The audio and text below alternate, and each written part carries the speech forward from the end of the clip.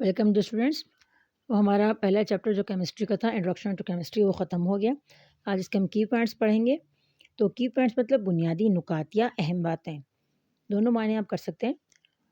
Chemistry is the branch of science, chemistry कीमिया science की वो शाख है which deal with the composition, जिसमें हमारा वास्ता पड़ता है तनासुब से, स्ट्रक्चर साख्त से और एंड प्रॉपर्टीज़ ऑफ मैटर और मादे की खसूसियत से।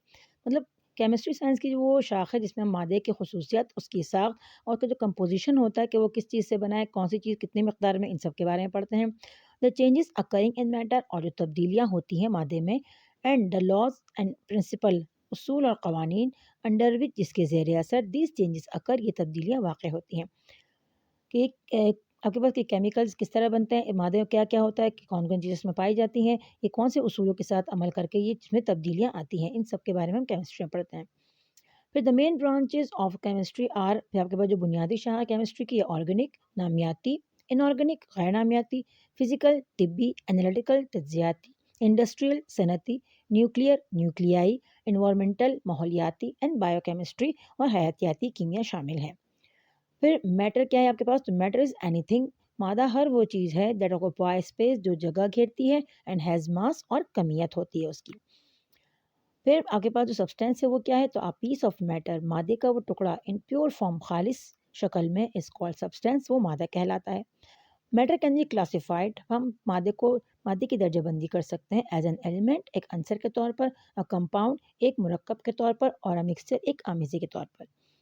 एन एलिमेंट, एक आंसर, इज अ सब्सटेंस, ये वो मादा है which can not be split up, जिसको हम मजीद नहीं तोड़ सकते, इनटू अदर सिमिलर सब्सटेंसेस, दूसरे सादा मादों में, बाय एन ऑर्डिनरी फिजिकल, एक आम, ऑर्डिनरी आम तिब्बी और केमिकल प्रोसेस या कीमियाई अमल में। मतलब एलिमेंट आपके पास वो है जो उसको आप मजीद स्प्लिट अप नहीं कर सकते किसी भी आम केमिकल या फिजिकल प्रोसेस से। अब एटम क्या है, तो atom is an the smallest particle of an element. तो आपके पास जो एटम है वो छोटा ज़र्रा है किसी भी आंसर का, that can take part in chemical reaction, जो अमल कर सकता है कीमियाई अमल में, या हिस्सा ले सकता है कीमियाई अमल में।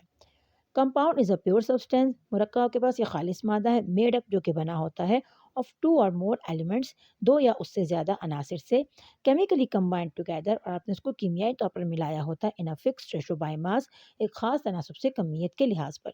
यहाँ पर स्टूडेंट्स, सिर्फ आपको मैं इनका ट्रांसलेशन कर रही हूँ क्योंकि इन सब के बारे में हम पढ़ चुके हैं, इसके बारे में लेक्चर्स मौजूद हैं, आप उनको देख लीजिएगा। तो कंपाउंड आपके पास क्या है, ये खालिस मादा है जो कि दो या दो से ज़्यादा एटम से मिलकर बना होता है, और इसका एक ख़ास तनासुब होता है, और इसके बनाने के लिए हमने कीमियाई अमल इस्तेमाल किया होता है, ये ऑर्डिनरी फिजिकल तरीके से नहीं होता।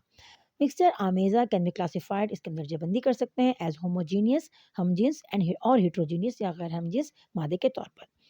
द एटॉमिक नंबर, एटमी नंबर, मतलब number of proton of an element, ये आंसर का, is the number of proton, proton की तादाद है प्रेजेंट इन द न्यूक्लियस, जो कि न्यूक्लियस में मौजूद होते हैं, मरकज़े में मौजूद होते हैं, of an atom of that element, उस आंसर के एटम में।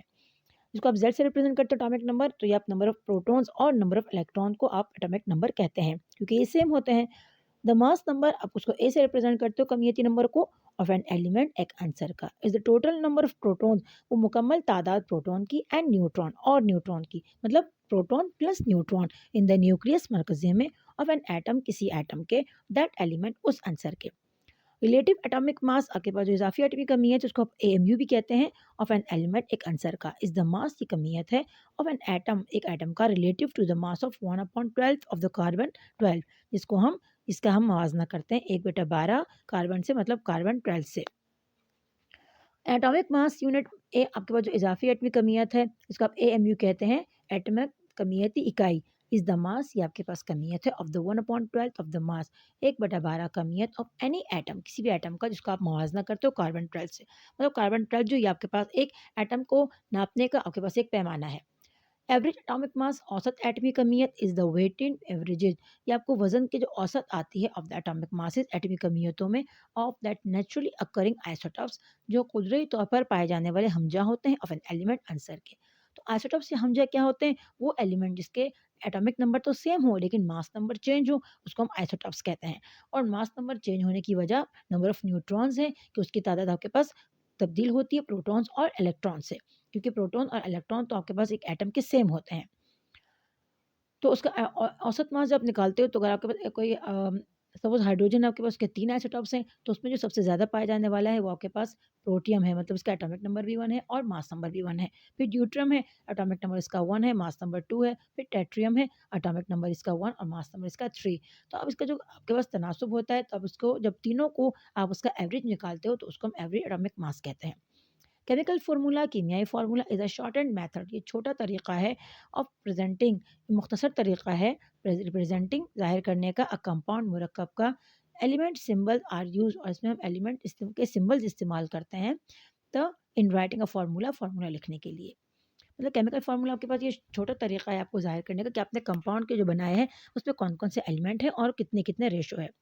एम्पेरिकल फार्मूला, सादा फार्मूला शो ये दिखाता है आपको द स्मॉलेस्ट होल नंबर, छोटा होल तादाद, मुकम्मल तादाद, रेशो तनासुब का of the atom ion present, atom या आयन का जो कि मौजूद होते हैं।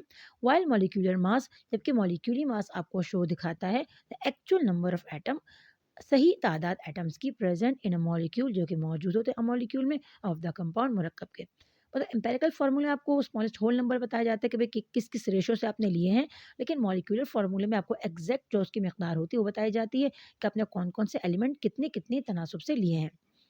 Molecular mass and formula mass, मॉलिक्यूलरी कमियत और फार्मूला कमियत ऑफ अ कंपाउंड मादे का, सॉरी मुरक्कब का, इस सम ये मजमूआ of the relative atomic masses, इजाफी एटमी कमियतों का ऑफ द एलिमेंट अनासिर suppose atom present in the compound जो कि मौजूद होते हैं मुरक्कब में।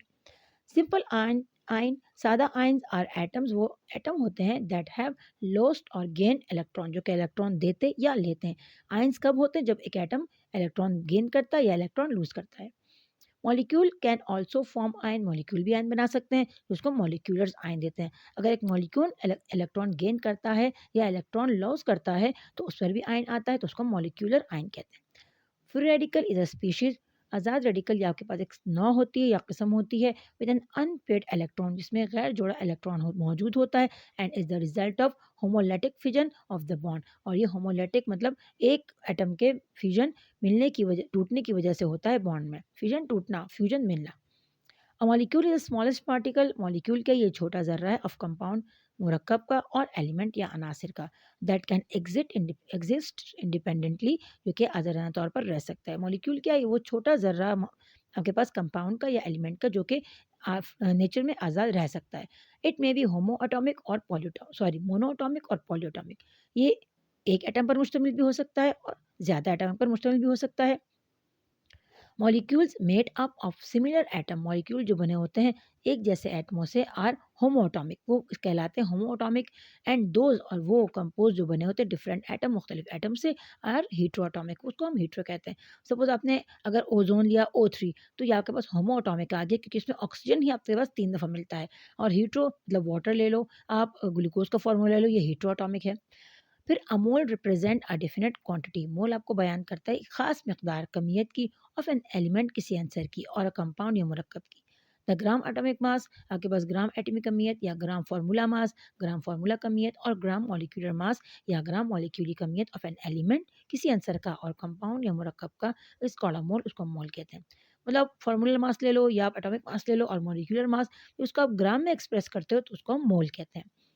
Avogadro number is a constant value, Avogadro number एक मुस्तकिल कीमत है, इक्वल वैल्यू कीमत है जो इक्वल जो कि बराबर है टू 6.023 इंटू 10⁻23 के, and this number of atom, और ये तादाद एटम्स की या मॉलिक्यूल्स की इस प्रेजेंट में मौजूद होती है in one mole of substance, एक मोल किसी भी मादे का। अगर आपने एक मोल कोई भी एलिमेंट लिया या आपने कोई भी एटम लिया, मॉलिक्यूल लिया, तो उसमें लाजमी आपके पास आपके एवोगाड्रो नंबर के पार्टिकल्स होंगे।